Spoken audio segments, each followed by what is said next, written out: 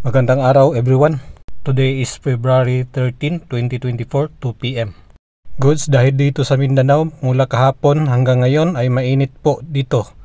Dahil na rin sa malakas na easterlies na pumipigil po sa pagbaba po ng hanging amihan dito sa Mindanao.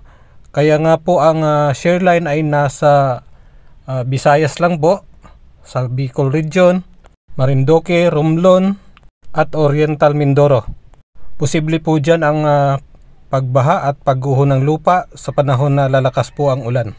Yan pong umiikot sa taas ng inyong screen na pa-clockwise ay yan po ang high pressure na nagdadala po ng hanging amihan. Kaya nga lang mabilis ang takbo niya, kaya mabilis siyang mawawala ang amihan or humina. Ang babantayan na natin mamaya yung thunderstorm or localized thunderstorm na dala ng easterlies na nasa baba sa Mindanao mamayang gabi or bukas ng madaling araw.